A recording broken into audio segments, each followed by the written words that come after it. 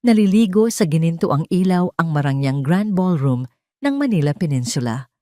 Ang mahinang kalansing ng mga kupita ng champagne at ang bulungan ng mga importanteng panauhin ay lumilikha ng isang himig ng karangyaan at kapangyarihan.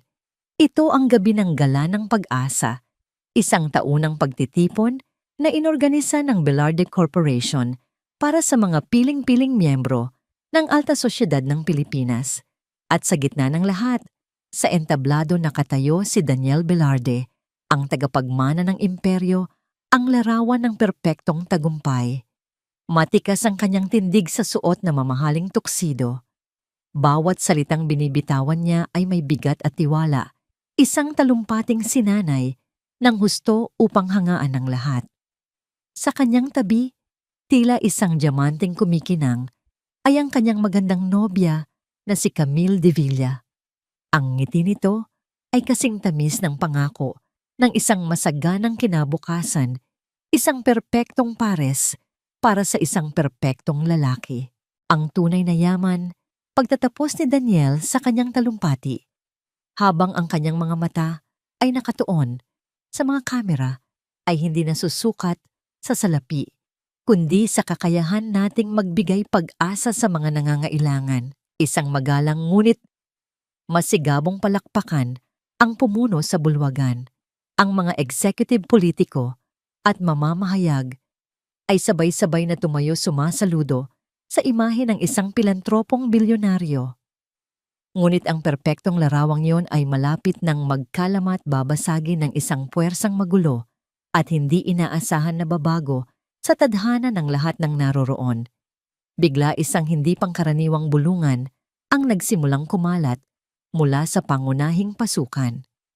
Ang bulungan ay lumakas, parang isang alon na dahan-dahang sumisira sa payapang dagat at nakaagaw ng pansin ng mga security guard na nakabantay sa pinto.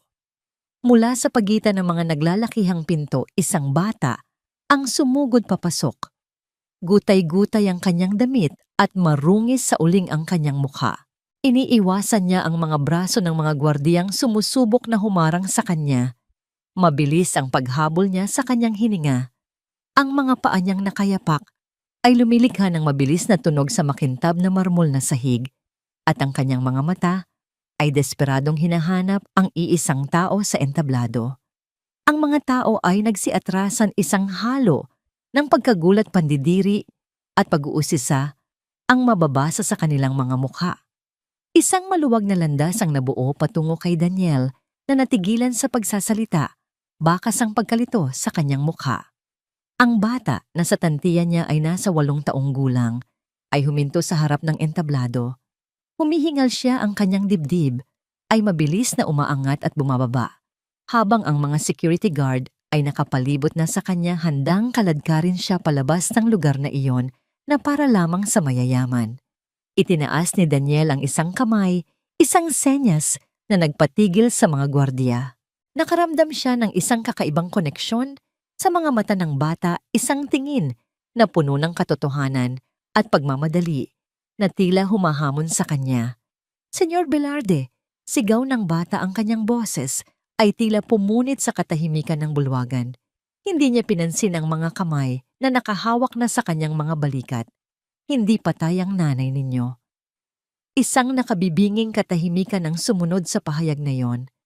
Ang bawat hininga sa loob ng kwarto ay tila napigil. Si Camille, ang nobya ni Daniel, ay mabilis na lumapit. Isang pilit na ngiti ang nakapinta sa kanyang mga labi, sinusubukang bawasan ang epekto ng mga salita ng bata. Daniel, mahal, huwag mo siyang pakinggan, bulong niya sa tainga ng bilyonaryo habang mahigpit na humahawak sa braso nito. Isa lang siyang batang lansangan na nalilito at gustong makahingi ng pera. Ngunit hindi makagalaw si Daniel.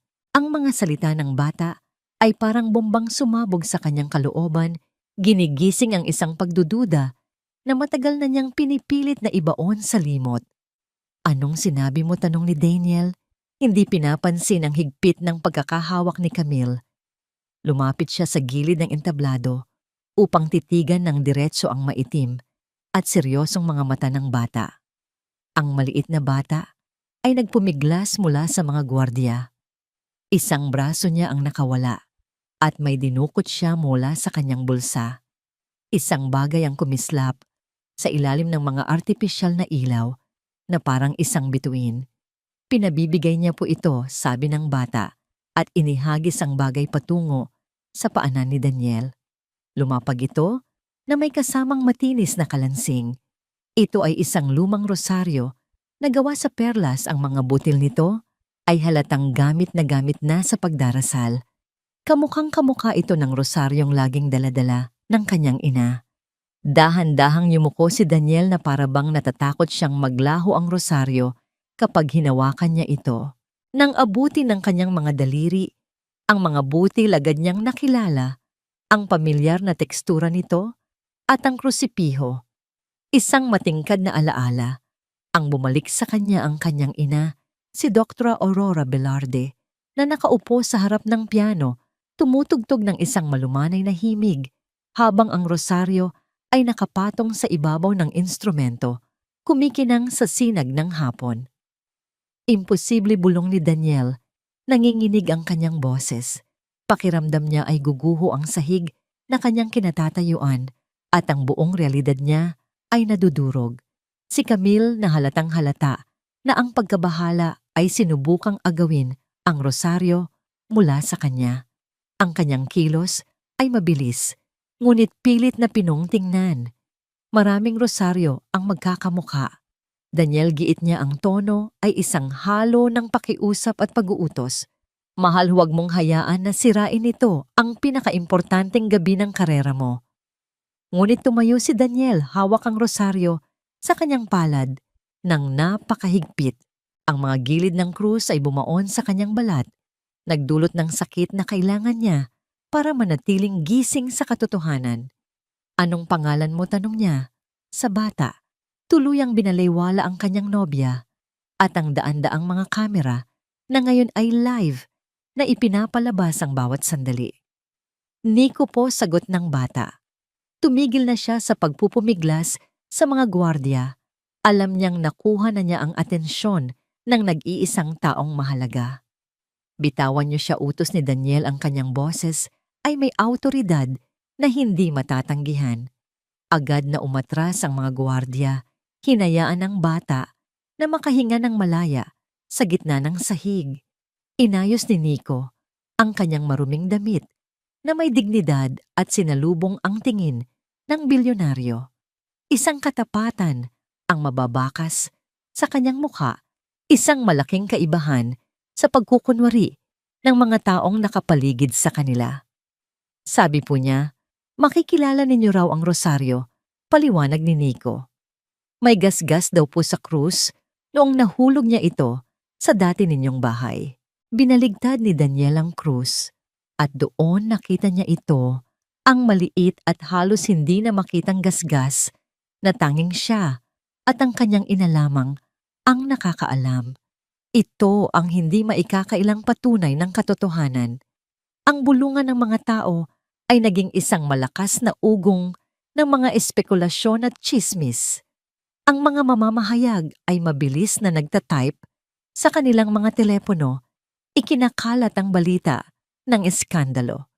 Naramdaman ni Camille na nawawalan na siya ng kontrol sa sitwasyon. Ang kanyang mukha ay namumutla sa takot, isang takot na higit pa sa simpleng kahihiyan. Daniel, isa itong kabaliwan. Ang nanay mo ay na-cremate. Mayroon tayong death certificate.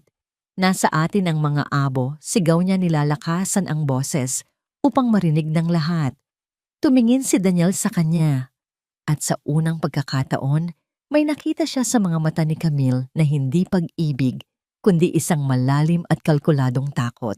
Hindi ko nakita ang katawan niya, sabi ni Daniel sa mahinang boses, ngunit ang kanyang mga salita ay umalingaw-ngaw na parang isang revelasyong matagal nang dapat lumabas. Naalala niya ang saradong kabaong dahil sa rekomendasyon ng doktor, ang mabilis na pag-aasikaso sa libing na si Camille at si Dr. Patricia Reyes ang nag-organisa at ang urn na selyado nang ibigay sa kanya. Lumapit si Nico binasag ang hindi nakikitang harang na naghihiwalay sa kanilang dalawang mundo. Nagsalita siya na may pagmamadali sa boses. Sabi po niya naghihintay siya sa inyo, na pinagdarasal ka niya. At tumutugtog daw po siya ng musika sa isip niya para hindi niya makalimutan kung sino siya. Ang pagbanggit sa musika, ang huling tumuldok sa anumang natitirang pag-aalinlangan ni Daniel. Walang sino man sa labas ng kanilang pamilya ang nakakaalam na ang musika ang lihim na kanlungan ng kanyang ina. Isang butil ng luha ang gumulong sa pisngi ni Daniel na huli ng lente ng mga kamera na nagbigay ng katauhan sa isang bilyonaryong tila hindi nasasaktan sa harap ng buong bansa. Ilabas niyo na siya rito, ngayon din sigaw ni Camille, nawawala na ang kanyang hinahon. Sumenya siya sa hepe ng seguridad na tila nag-aalangan dahil sa magkasalungat na utos. Bago pa man nila mahawakan muli ang bata, itinaas ni Daniel ang kanyang kamay at pinigilan ang anumang tangkang pananakit sa mensahero ng kanyang ina. Subukan ninyong saktan ang batang ito at ako ang makakalaban ninyo, babala ni Daniel. Ang kanyang banta ay lumutang sa hangin, puno ng panganib, na nagpayelo sa dugo ng mga nakarinig. Nilapitan niya si Nico at lumuhod upang maging magkapantay sila. Hindi inalintana ang dumi at amoy na nagmumula sa damit ng bata. Nasaan siya, tanong niya. Ang kanyang desperasyon ay pilit na kinokontrol. Isang lokasyon, isang punto sa mapa. Iyon lang ang kailangan niya para tumakbo palabas sa sandaling iyon. Sa basurahan po sa Santa Aurelia, bulong ni Nico, may takot sa kanyang mga mata. Pero kailangan niyo pong magmadali. May mga lalaking nagbabantay sa kanya. Ang pagbanggit sa mga lalaking nagbabantay ay nagpailaw ng alarma sa isip ni Daniel. Ito ay hindi simpleng pag-abandona. Ito ay isang bagay na mas masama, mas planado. Tumayo si Daniel. Inilagay niya ang rosaryo sa panloob na bulsa ng kanyang Amerikana, malapit sa kanyang puso. Tiningnan niya si Camille, ang kanyang mga mata ay may bagong lamig na hindi pa nito nakikita dati. Tapos na ang pagtitipon, anunsyo niya sa mikropono. Binitiwan niya ang aparato at ang malakas na kalabog nito sa sahig na umalingaw-ngaw sa mga speaker ang siyang naging hudyat ng pagtatapos ng pagkukunwari. Naglakad siya patungo sa labasan kasunod si Nico. Ang mga tao ay nagsitabihan na parang tubig sa dagat na pula. Paglabas nila ng hotel, ang malamig na hangin ng gabi ang sumampal sa mukha ni Daniel, tumutulong na alisin ang ulap ng pagkalito at ituon ang kanyang isip sa iisang misyon, hanapin ang kanyang ina at panagutin ang may sala. Ang biyahe pabalik sa penthouse ay nababalot ng isang mabigat at nakabibinging katahimikan. Sa loob ng mamahaling sasakyan, ang amoy ng katad at bagong kotse ay tila hindi bumagay sa tensyon sa pagitan ng tatlong pasahero nito.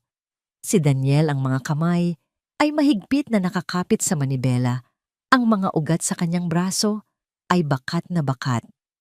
Si Nico nakaupo sa likuran, tahimik na nakatingin sa labas ng bintana, namamangha sa mga kumikinang na ilaw ng syudad na para sa kanya ay ibang mundo. At si Camille, na sumunod sa sarili nitong sasakyan, ay nasa likuran lamang nila, isang anino ng perpektong buhay na ngayon ay nagsisimula ng magkalamat. Pagdating sa pribadong elevator ng kanilang gusali, walang nagsalita. Si Nico ay lalong lumiit ang sarili, takot na mahawakan ang anumang bagay sa marangyang lobby. Nang bumukas ang pinto ng elevator direkta sa kanilang penthouse, napanganga ang bata sa lawak at ganda ng lugar. Ang sahig ay gawa sa puting marmol. Ang mga bintana ay mula sahig hanggang kisame na tan-awang buong syudad at ang mga muebles ay mukhang mga obra maestra.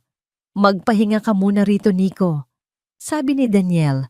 Sa malumanay na boses, iginagaya ang bata sa isang malaking puting sofa. Kumuha siya ng isang malambot na kumot at maingat na ibinalot ito sa payat na katawan ng bata. Gutom ka ba? Tumatango lang ang bata, nahihiya. Habang si Daniel ay nagtungo sa kusina para ipaghanda ito ng makakain, pumasok si Camille. Ang kanyang takong ay lumilikha ng matinis na tunog sa sahig. Ang kanyang perpektong ayos ay bahagyang nagusot at ang kanyang mukha ay nagpapakita ng pilit na pag-aalala. "Daniel, ano ba itong ginagawa mo?" tanong niya. Ang kanyang boses ay isang pabulong na may halong inis. Tiningnan niya si Nico na parang isang maruming basahan na nakakalat sa kanyang malinis na sala. "Bakit mo dinala ang batang yan dito?" Hindi sumagot si Daniel. Lumabas siya mula sa kusina na may dalang isang tray ng mainit na pagkain at gatas at inilapag ito sa harap ni Nico. "Kainin mo lahat iyan," sabi niya sa bata bago humarap kay Camille. Ang kanyang mga mata ay nanlilisik sa galit. Itinaas niya ang rosaryo. "Ipaliwanag mo ito, Camille." Sinubukan ni Camille na magpakita ng pagkagulat at sakit. "Ipaliwanag ang ano?" "Isang lumang rosaryo. Daniel, pagkatapos ng lahat ng pinagsamahan natin, mas maniniwala ka pa sa isang batang pulubi kaysa sa akin." Sinisiraan niya ang alaala ng iyong ina para lang makahingi ng limos. "Huwag mong banggitin ang pangalan ng nanay ko," mariing sabi ni Daniel. Ang kanyang boses ay malamig at puno ng babala. Tinalikuran niya si Camille, isang malinaw na pagtanggi sa kanyang mga paliwanag, at naglakad patungo sa kanyang pribadong opisina.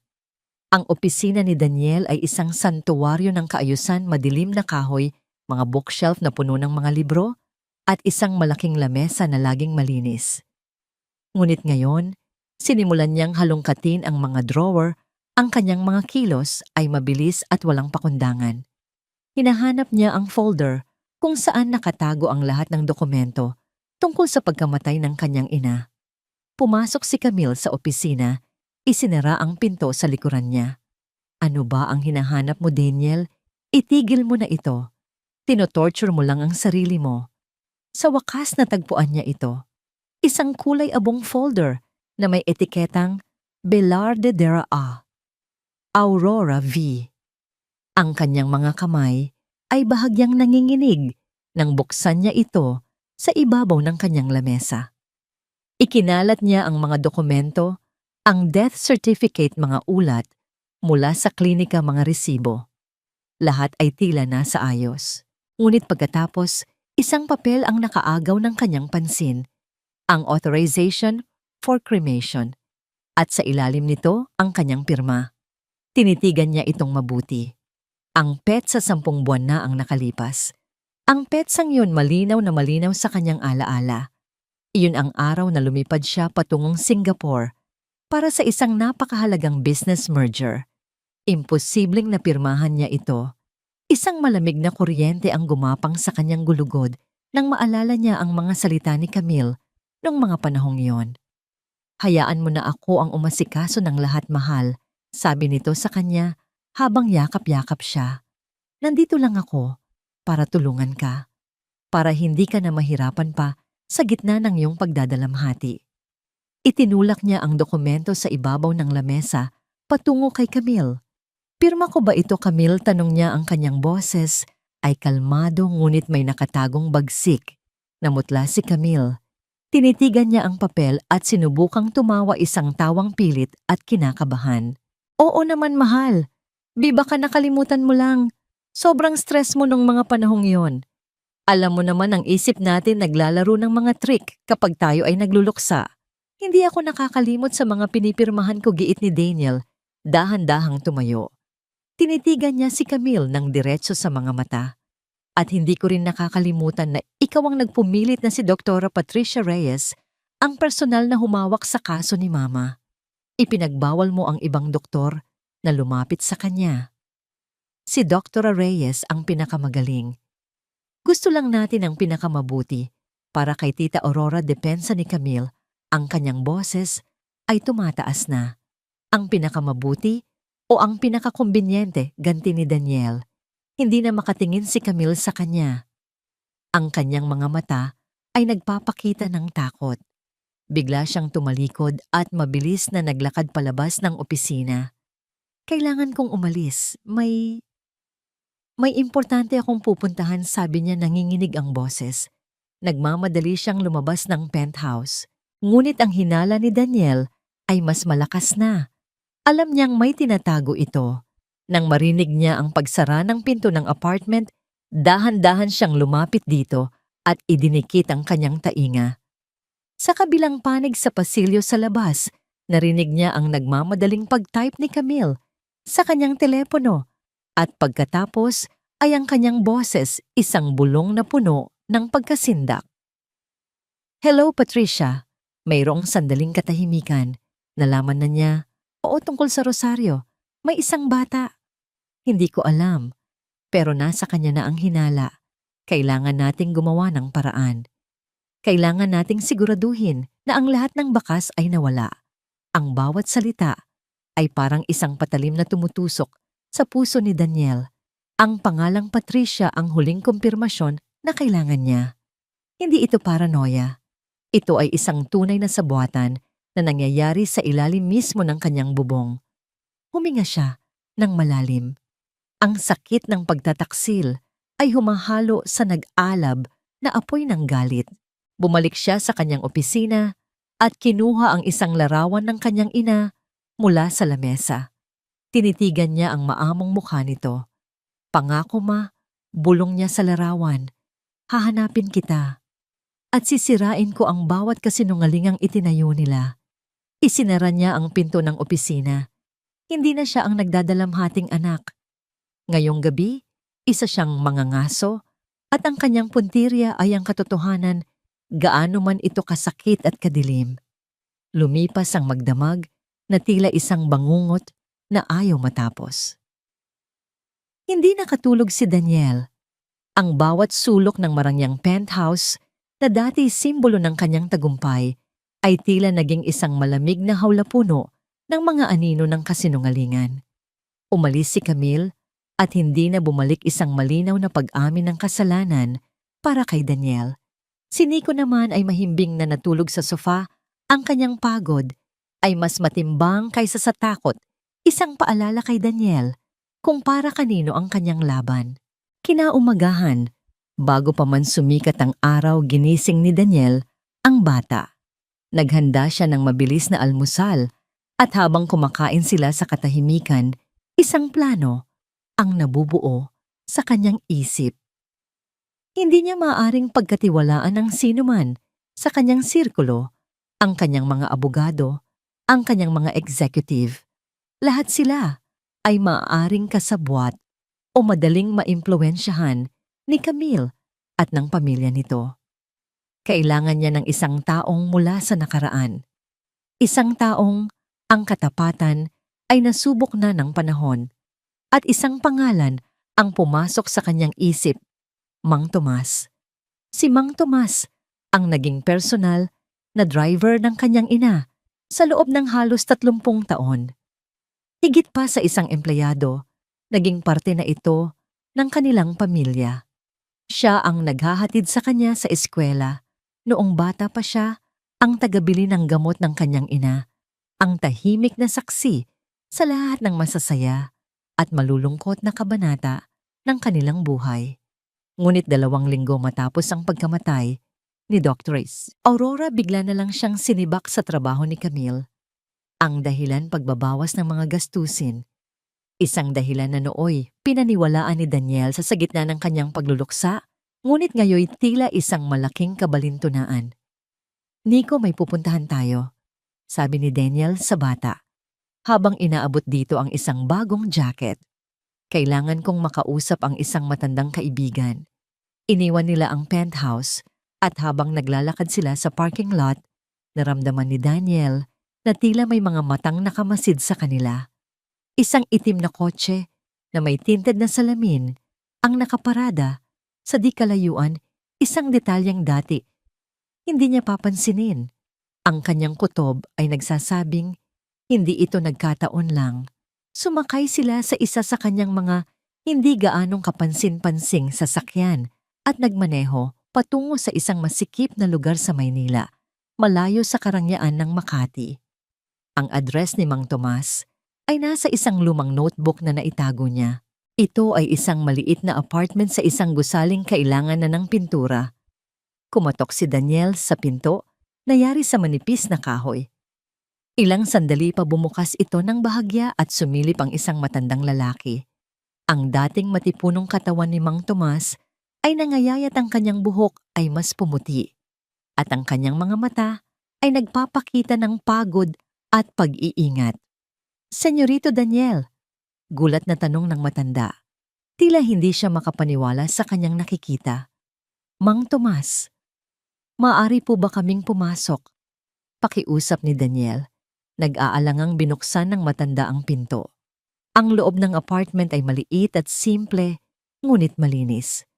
Pasensya na po kayo sa itsura ng bahay ko, senyorito, sabi ni Mang Tomas habang pinaupo sila sa isang lumang silyang yari sa ratan. Mang Tomas, ako po ang dapat humingi ng paumanhin. Simula ni Daniel, sa nangyari po sa inyo, hindi ko po dapat hinayaan na basta ka na lang paalisin. Isang mapait na ngiti ang gumuhit sa labi ng matanda. Wala na po yun, senyorito. Ganon po talaga ang buhay. Hindi po giit ni Daniel diretsong nakatingin sa mga mata ng matanda. Mang Tomas, kailangan ko po ang tulong ninyo. Tungkol po ito kay Mama. Sa pagbanggit ng pangalan ni Dr. Aurora, isang kislap ng sakit ang dumaan sa mga mata ni Mang Tomas. Yumuko siya tila may mabigat na dinadala. Wala na po ang senyorito. Iyan po ang akala nating lahat.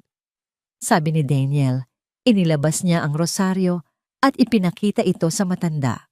Buhay po si Mama Mang Tomas at kailangan kong malaman kung ano talaga ang nangyari.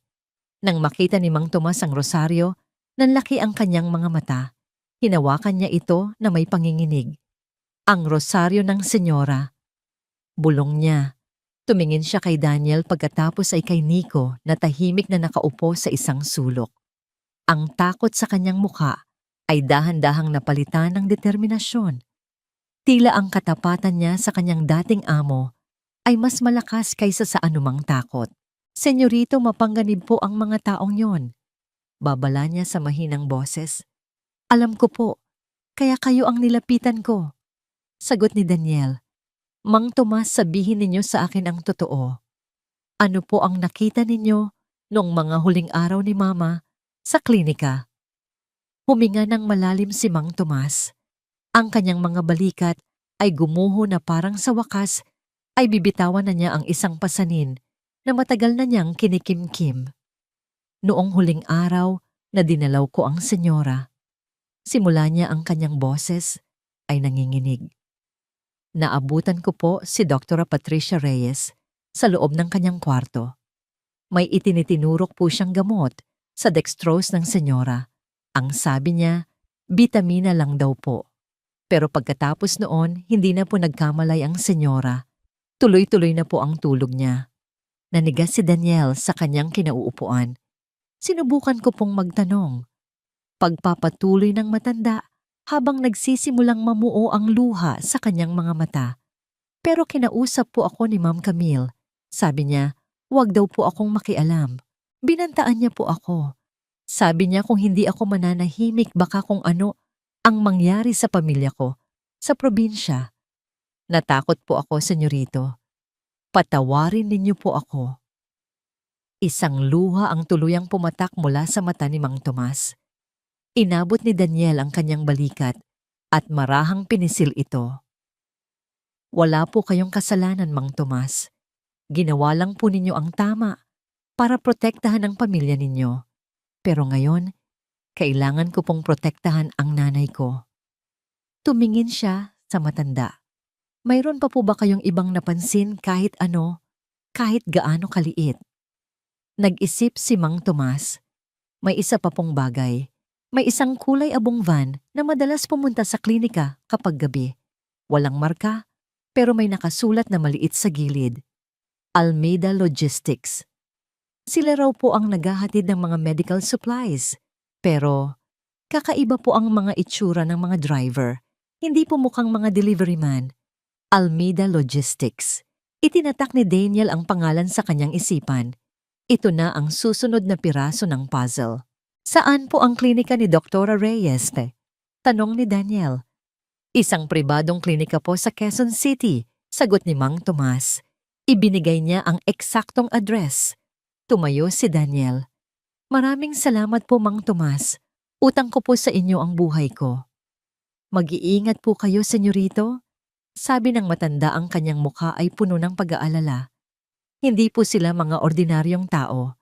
Sila po ay mga halimaw na nagaanyong tao. Tumango si Daniel. Habang papalabas sila ng apartment, may huling sinabi si Mang Tomas. Senyorito Daniel, buhayin niyo po ang senyora. Miss na miss ko na po ang kabutihan niya. Sa mga salitang yon, mas lalong tumibay ang determinasyon ni Daniel. Hindi lang ito isang paghahanap. Isa itong misyon ng pagsagip. Isang laban para sa katarungan. Pagbalik nila sa sasakyan, alam na ni Daniel ang kanyang susunod na hakbang. Papasukin niya ang lungga ng ahas. Haharapin niya si Dr. Patricia Reyes at kukunin niya ang mga kasagutan sa ayaw man nito o sa gusto. Ang Reyes Wellness Clinic ay isang modernong gusali na gawa sa salamin at bakal, nakatayo sa isang tahimik na kalye sa Quezon City. Ang itsura nito ay nagpapahiwatig ng kalinisan, profesionalismo at eksklusibidad, isang perpektong lugar para itago ang isang madilim na sikreto.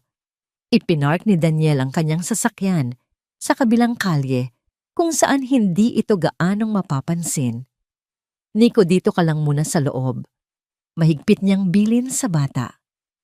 Ilak mo ang mga pinto at huwag kang lalabas kahit anong mangyari. Babalik ako kaagad. Tumingin sa kanya ang bata. Ang kanyang mga mata ay puno ng pag-aalala. Mag-iingat po kayo. Tumango si Daniel at sa huling pagkakataon, tinitigan niya ang kanyang sarili sa rearview mirror. Ang lalaking nakikita niya ay hindi na ang makisig na CEO na nagsalita sa entablado 2 gabi na ang nakalipas. Ang kanyang mga mata ay may bagong talim, ang kanyang panga ay matigas at ang kanyang buong anyo ay sumisigaw ng panganib. Huminga siya ng malalim at lumabas ng kotse. Pagpasok niya sa klinika, isang malamig na hangin mula sa aircon ang sumalubong sa kanya, kasama ng isang pamilyar na amoy ng antiseptic. Ang receptionist sa harap ay ngumiti ng profesional, ngunit ang ngiting iyon ay agad na naglaho nang makilala siya.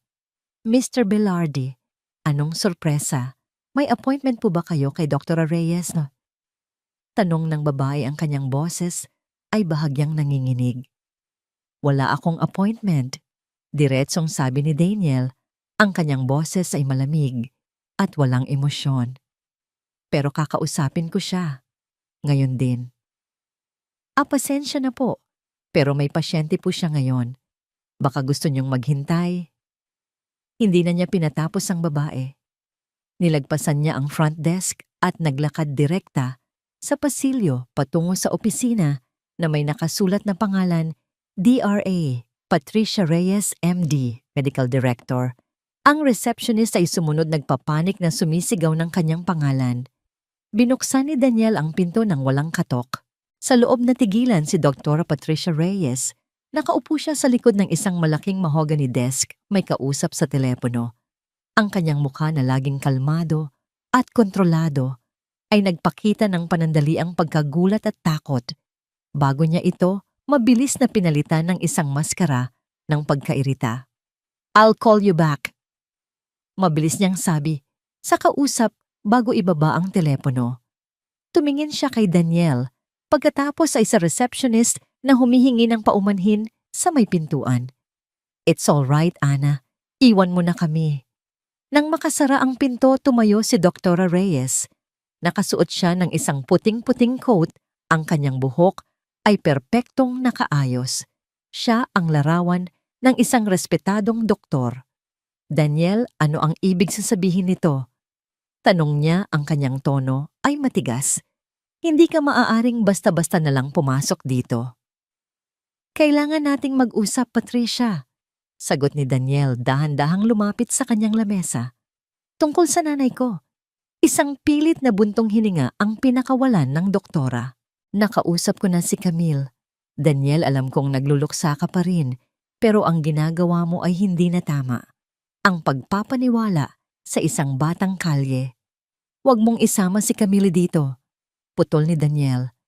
At huwag mong gamitin ang pagluluksa ko bilang dahilan. Nagsinungaling kayong dalawa sa akin. Tumawa si Patricia, isang tawang walang kagalakan.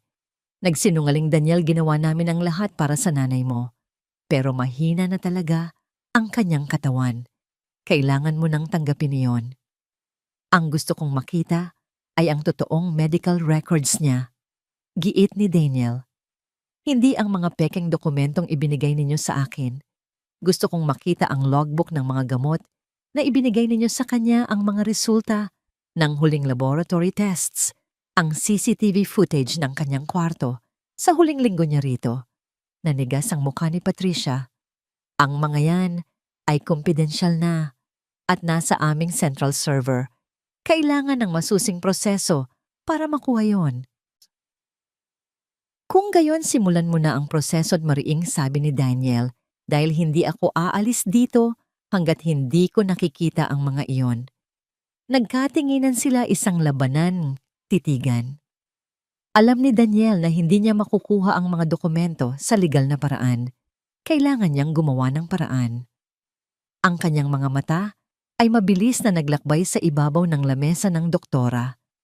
Nakita niya ang isang makapal na itim na logbook sa gilid, bukas sa isang pahina na may mga sulat kamay na tala. Kailangan niyang gumawa ng gulo. Alam mo, Patricia, sabi ni Daniel, ang kanyang boses ay biglang naging mapanganib. Lagi akong nagtataka kung bakit napakamahal ng mga serbisyo mo. Bigla sa isang mabilis na kilos, iwinasiwas niya ang kanyang braso sa ibabaw ng lamesa. Ang mga paperweights, lalagyan ng ballpen at isang tumpok ng mga folder ay nagsilaglagan sa sahig, lumikha ng isang malakas na kalabog. Ano ba? Sigaw ni Patricia, nagulat sa kanyang ginawa. Agad siyang yumuko para pulutin ang mga nagkalat na papel. Ang kanyang atensyon ay ganap na naalis kay Daniel. Iyon na ang pagkakataong hinihintay niya. Sa isang iglap, habang nakayuko ang doktora, inabot niya ang itim na logbook mula sa lamesa. Hindi lang yun. May isa pang manipis na folder na may label na Almeda sa tabi nito. Kinuha niya rin iyon. Mabilis niyang isiniksik ang mga ito sa ilalim ng kanyang suot na jacket. Nang tumayo si Patricia, ang mukha niya ay namumula sa galit. Nababaliw ka na ba? Ipapatawag ko ang security. Ngunit ngumiti si Daniel, isang malamig at walang kagalakang ngiti. Gawin mo ang gusto mo. Tumalikod siya at naglakad patungo sa pinto. Huli na nang mapansin ni Patricia ang nawawalang logbook sa kanyang lamesa. Ang logbook ko, magnanakaw. Sigaw niya at mabilis siyang tumakbo para harangan si Daniel. Hinawakan niya ang braso nito, sinubukang agawin ang bagay na nakatago sa ilalim ng kanyang jacket. Nagsimula ang isang maikling, ngunit marahas na paghahamunan. Mas malakas si Daniel, ngunit desperado si Patricia. Nagpupumigla siya, kumakapit, sumisigaw.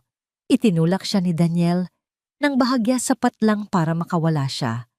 Natumba si Patricia sa sahig kasama ng isang maliit na estante ng mga libro. Binuksan ni Daniel ang pinto at mabilis na lumabas.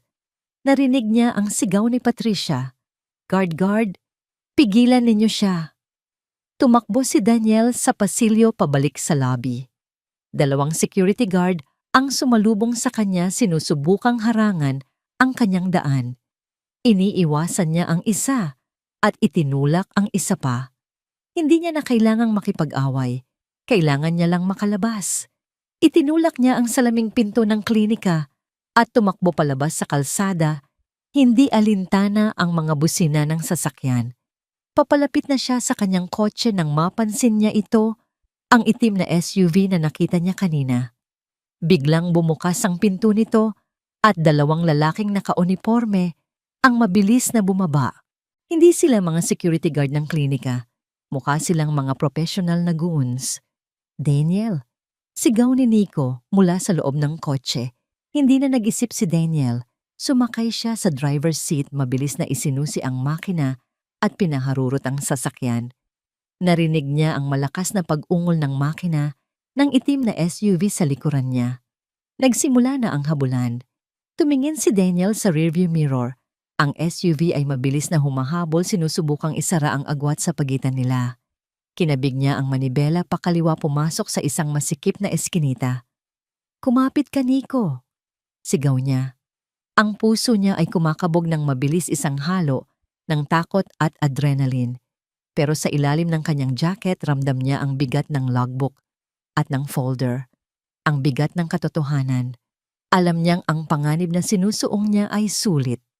Nakapasok na siya sa lungga ng ahas at ngayon, dala-dala niya ang kamandag nito. Ang paghahabulan sa mga abalang kalye ng Quezon City ay parang isang eksena sa pelikula. Si Daniel, gamit ang lahat ng kanyang kaalaman sa pagmamaneho, ay sumuong sa trapiko, lumusot sa mga masisikip na espasyo at gumawa ng mga biglaang liko na halos ikabaliw ng mga ibang motorista. Ang itim na SUV ay hindi sumusuko, isang aninong bakal na determinadong hulihin sila. Sa isang desperadong hakbang, kinabig ni Daniel ang sasakyan papasok sa isang malaking palengke kung saan ang mga tao at paninda ay nagsisiksikan sa kalsada. Ang SUV ay napilitang bumagal, nahihirapang umusad sa gitna ng kaguluhan. Iyon ang pagkakataong ginamit ni Daniel. Mabilis niyang inikot ang sasakyan sa likod ng palengke at nawala sa isang network ng mga maliliit na kalye. Nagpatuloy siya sa pagmamaneho nang walang direksyon sa loob ng halos kalahating oras, paliko-liko, tinitiyak na wala nang nakasunod sa kanila. Ang kanyang mga kamay ay nanginginig sa adrenaline. Si Nico sa likod ay tahimik lang, mahigpit na nakakapit sa upuan. Ang kanyang muka ay maputla, ngunit ang kanyang mga mata ay alerto. Nang makatiyak siyang ligtas na sila, naghahanap si Daniel ng isang tahimik na lugar. Itinigil niya ang kotse sa isang halos abandonadong parking lot ng isang lumang gusali. Pinatay niya ang makina at sa katahimikang biglang bumalot sa kanila, narinig niya ang malakas na pagkabog ng sarili niyang dibdib. "Okay ka lang ba, Nico?" Tanong niya. Ang kanyang boses ay bahagyang paos. Tumangulang ang bata. Huminga ng malalim si Daniel at kinuha mula sa ilalim ng kanyang jacket ang mga nakuha niya, ang makapal na itim na logbook at ang manipis na folder. Ang kanyang puso ay nagsimulang kumabog sa ibang dahilan, sa pananabik at takot sa kung ano ang kanyang matutuklasan. Binuksan niya muna ang folder na may label na Almeda. Sa loob, may ilang mga delivery receipt at invoice, ngunit ang nakaagaw ng kanyang pansin ay isang maliit na piraso ng papel na nakasiksik sa loob, isang handwritten na tala. Nakasulat dito, "Package transfer to San Gabriel, finalize payment, dispose of personal effects at PSA." San Gabriel ang pangalang iyon at ang P-site. Ano ang ibig sabihin noon? Isinantabi niya ang folder at binuksan ang itim na logbook. Ito ang pribadong talaan ni Dr. Reyes, malayo sa opisyal na mga dokumento. Mabilis niyang hinanap ang pangalan ng kanyang ina. At doon niya nakita ang katotohanang mas masakit pa sa sampal. Nakasulat sa maliit at teknikal na sulat kamay ng doktora ang mga tala tungkol sa labis-labis na dosis ng midazolam at propofol, malalakas na pampakalma na ibinibigay sa kanyang ina araw-araw. To induce and maintain comatose state. Basa niya sa isang tala. Hindi ito gamutan. Ito ay dahan-dahang pagpatay. At sa huling entry, para sa pangalan ni Dr. Aurora Velarde, nakasulat, "Patient transferred, status legally deceased." Isinara ni Daniel ang logbook. Isang alon ng galit at pighati ang bumuhos sa kanya. Ibinenta nila ang kanyang ina. Itinuring na parang isang bagay na maaring itapon. "P-site," bulong niya sa sarili. Tumingin siya kay Nico. "Nico, sinabi mo na sa basurahan sa Santa Aurelia mo nakita ang nanay ko. Ano ba ang tawag ng mga tao doon?" Nag-isip ang bata. "Payatas po." "Iyon po ang tawag namin doon. Payatas." P-site. Nagtugma ang lahat. Doon nila itinapon ang mga personal na gamit ng kanyang ina. At marahil doon din nila siya mismo iniwan.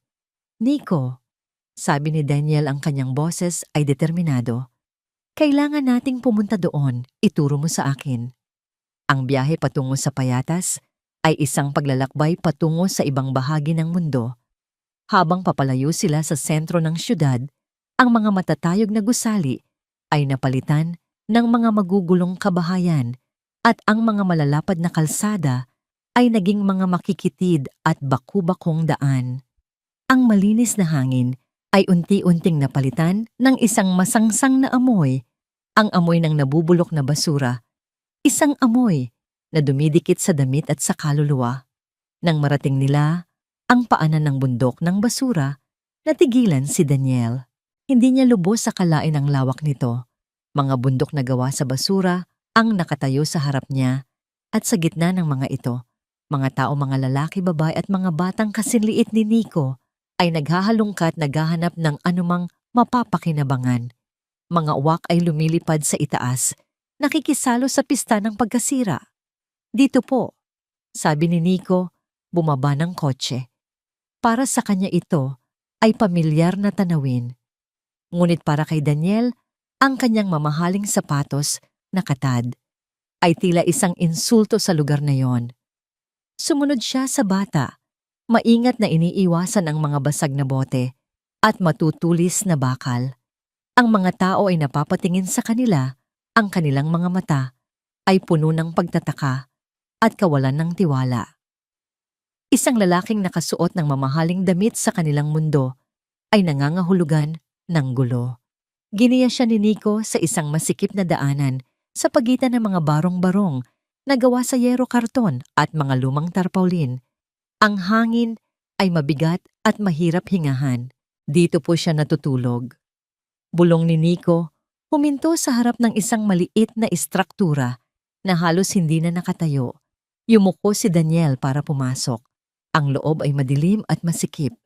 May isang lumang kutsyon sa sahig basa at amoy amag. May isang kahon na nagsisilbing lamesa.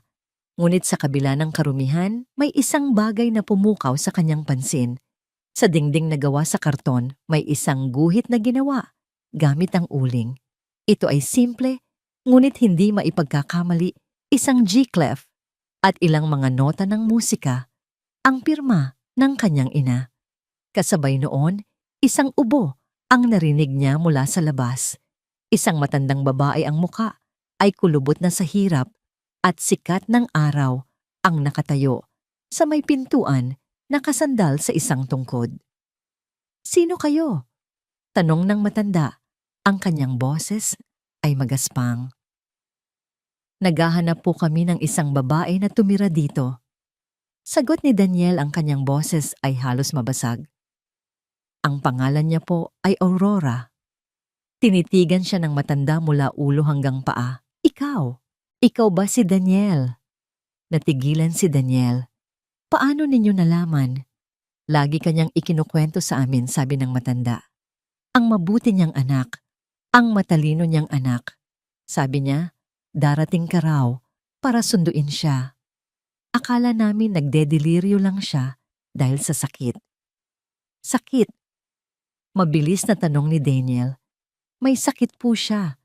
Lagi siyang inuubo. Mahina ang kanyang katawan, pero matatag ang kanyang espiritu." Kwento ng matanda.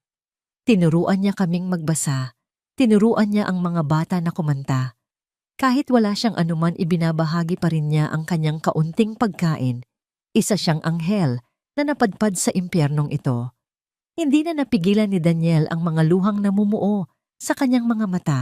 Inilibot niya ang kanyang tingin sa maliit na barong-barong inilalarawan sa isip ang kanyang ina. Isang babaeng lumaki sa yaman, isang respetadong doktora na nabubuhay sa ganitong kaawa-awang kalagayan. Nasaan na po siya ngayon? Halos pabulong na tanong ni Daniel. Bumuntong hininga ang matanda. Ilang linggo na ang nakalipas. May dumating na mga lalaki, nakauniforme mula raw sa isang charity na tinatawag na San Gabriel. Kinuha nila siya. Sabi nila, dadalhin daw siya sa isang lugar kung saan mas maalagaan siya. "San Gabriel," ulit ni Daniel, ang pangalan mula sa tala. Ayaw niyang sumama. Pagpapatuloy ng matanda. Hinihintay ka raw niya, pero pilit nila siyang isinakay sa isang van. Iyon na ang huli naming pagkikita sa kanya. May kinuha si Daniel mula sa kanyang pitaka, lahat ng cash na dala niya at iniabot ito sa matanda. Salamat po sa pag-aalaga sa kanya. Tumangulang ang matanda, tinanggap ang pera na may panginginig. Lumabas si Daniel mula sa barong-barong pabalik sa nakakasilaw na liwanag ng araw at sa masangsang na amoy ng basurahan. Pero ngayon, hindi na ang amoy ang kanyang napapansin. Ang nakikita niya ay ang mukha ng kanyang ina at ang naririnig niya ay ang pangalan ng lugar na pinagdalhan sa kanya. San Gabriel, alam na niya kung saan siya susunod na pupunta. Tapos na ang paghahanap ng mga bakas. Ngayon, magsisimula na ang misyon ng pagbawi. Ang pag-alis sa payatas ay parang paghahon mula sa isang malalim na hukay. Ang masangsang na amoy ay nanatili sa kanilang damit at sa memorya ni Daniel. Sa biyahe, pabalik ang katahimikan sa loob ng kotse ay mas mabigat kaysa dati. Hindi ito katahimikan ng kapayapaan, kundi ng nagbabadyang unos. Tinitignan ni Daniel ang daan, ngunit ang kanyang isip ay nasa imahe ng barong-barong, sa guhit na uling sa dingding, at sa kwento ng matandang babae. Alam niya na hindi niya maaaring basta na lang sugurin ang San Gabriel. Kailangan niya ng mas matibay na ebidensya, isang sandatang hindi matatanggihan bago niya gawin ang kanyang huling hakbang. Ang logbook at ang mga tala ni Patricia ay malakas na, ngunit kailangan niya ng isang bagay na direktang mag-uugnay kay Camille. Sa krimen, isang bagay na hindi niya maitatanggi. Bago umuwi, huminto si Daniel sa isang maliit na internet cafe sa isang sulok ng syudad. Ayaw niyang gamitin ang sarili niyang computer o network sa takot na ito'y minamanmanan. Inilabas niya ang kanyang laptop at gumamit ng secure connection. Gamit ang pangalang Almeida Logistics at ang ilang detalye mula sa folder, sinimulan niyang gamitin ang kanyang mga koneksyon sa mundo ng korporasyon. Nagpadala siya ng ilang encrypted na mensahe sa isang pinagkakatiwalaan niyang financial investigator, isang taong may utang na loob sa kanya. Ang utos niya ay simple, siyasatin ang lahat tungkol sa Almeida Logistics at ang anumang transaksyon nito sa mga nakalipas na 12 buwan.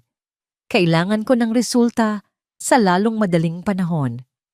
Pagkatapos noon, dinala niya si Nico sa apartment ni Mang Tomas. Mang Tomas, kailangan ko po ng pabor. Maaari niyo po bang bantayan muna si Nico? Mas ligtas po siya rito kaysa sa akin. Walang problema, senyorito. Ituring niyo na po siyang apo ko. Sagot ng matanda habang inaalalayan si Nico papasok. Ang bata sa unang pagkakataon ay tila nakahanap ng isang ligtas na kanlungan. Mag-isa na ngayon si Daniel. Oras na para harapin ang ahas sa kanyang sariling tahanan. Nagmaneho siya pabalik sa penthouse. Ang bawat metro na kanyang tinatahak ay nagpapatibay sa kanyang galit. Pagdating niya sa gusali, ang doorman ay yumuko gaya ng dati. Ang elevator ay mabilis na umakyat gaya ng dati. Ngunit lahat ng karangyang yon ay wala ng halaga. Ito ay isang entablado lamang para sa isang malaking kasinungalingan. Pagbukas niya ng pinto, naroon si Camille. Nakaupo siya sa sala, perpekto ang ayos na kasuot ng isang eleganteng puting bestida. Sa harap niya sa coffee table ay may 2 kopita at isang bote ng mamahaling alak. Ngumiti siya nang makita si Daniel, isang nangiting pilit at puno ng pagkabalisa. Mahal, kanina pa kita hinihintay, sabi niya sa malambing na boses. Nag-aalala ako sa'yo. Uminom muna tayo, mag-usap tayo ng mahinahon. Hindi kumibo si Daniel. Naglakad siya papalapit, ang kanyang mga mata ay hindi inaalis sa kanya. Ang kanyang katahimikan ay mas nakakatakot kaysa sa anumang sigaw. Daniel, please. Pakiusap ni Camille tumatayo. Alam kong galit ka. Pero lahat ng ito ay isang malaking hindi pagkakaunawaan. Hayaan mo akong ipaliwanag. Beep! Isang tunog mula sa telepono ni Daniel ang pumutol sa kanyang sasabihin. Isang secure na email ang dumating. Ang resulta ng investigasyon, binuksan niya ito. Ang kanyang mga mata ay mabilis na tumakbo sa mga numero at pangalan sa screen at doon niya nakita ang lahat. Ang Almeida Logistics ay isang ghost company na karehistro sa pangalan ng isang malayong pinsan ni Camille. At ang pinakamatinding ebidensya mga bank transfer records. Malaking halaga ng pera inilipat mula sa isang pribadong account ni Camille de Villa patungo sa account ng Almeida Logistics at sa personal na account ni Dr. Patricia Reyes. Ang mga petsa ay tumutugma sa mga araw bago at pagkatapos ng pagkamatay ng kanyang ina. Ito na, ang resibo ng pagtataksil. Itinaas ni Daniel ang kanyang tingin mula sa telepono. Ang kanyang mga mata ay parang dalawang nagbabagang uling. Dahan-dahan siyang naglakad patungo sa coffee table. Kinuha niya ang bote ng alak. "Gusto mong mag-usap?" Tanong niya. Ang kanyang boses ay kalmado sa isang nakakakilabot na paraan. "Sige, mag-usap tayo." At sa isang mabilis na kilos, ibinuhos niya ang buong laman ng mamahaling alak sa makintab na sahig na marmol. Ang pulang likido ay kumalat na parang dugo. "Daniel?" Sigaw ni Camille na paatras. "Huwag kang mag-alala. Marami pa tayong pag-uusapan," sabi ni Daniel. Kinuha niya ang kanyang telepono at itinapon ito sa ibabaw ng coffee table. Ang screen ay nakaharap kay Camille. Ipinapakita ang mga bank records. "Ipaliwanag mo yan." Utos niya. Ang kanyang boses ay dumadagundong sa katahimikan ng silid. Nanginginig na tiningnan ni Camille ang telepono. Nakita niya ang mga numero, ang mga pangalan. Ang kulay sa kanyang muka ay biglang nawala. Wala na siyang lusot. "Daniel, ako."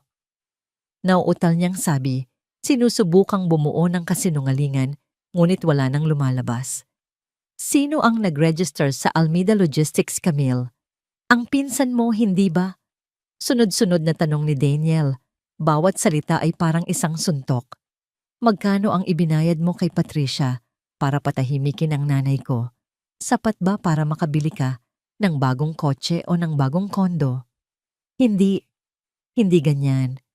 Sigaw ni Camille, nagsisimula ng maging hysterikal. "Hindi ganyan." Umalingaw-ngaw ang sigaw ni Daniel. "Nakita ko kung saan siya tumira sa payatas, isang barong-barong na gawa sa basura. Habang ikaw, nandito umiinom ng alak na mas mahal pa sa bahay na yon. Ipaliwanag mo sa akin kung paano niya narating iyon, Camille." Dito na tuluyang bumigay si Camille. Ang maskara ng isang sopistikadang socialite ay gumuho. Inilalabas ang isang desperadong sakim na babae sa ilalim. "Oo, ginawa ko." Umamin siya. Ang kanyang boses ay puno ng pait at galit. "Ginawa ko? At ano ngayon? Ang nanay mo ay isang pabigat. Lagi siyang kontra sa pagsasama natin. Palagi niyang sinasabi na hindi ako sapat para sa'yo. Kaya ipinapatay mo siya." "Hindi ko siya ipinapatay. Gusto ko lang siyang ilayo para magkaroon tayo ng sarili nating buhay. Ang tawag doon ay pagbenta." "Camille." Sigaw ni Daniel. Ang kanyang mukha ay isang pulgada na lang ang layo mula sa kanya. "Ibinenta mo ang nanay ko na parang isang hayop." Sa sobrang galit si Camille ay naging mapangahas. "Hindi mo naiintindihan. Ginawa ko ito para sa pamilya ko, para sa atin, ang ama ko. Bangkarote na kami. Kailangan namin ng pera.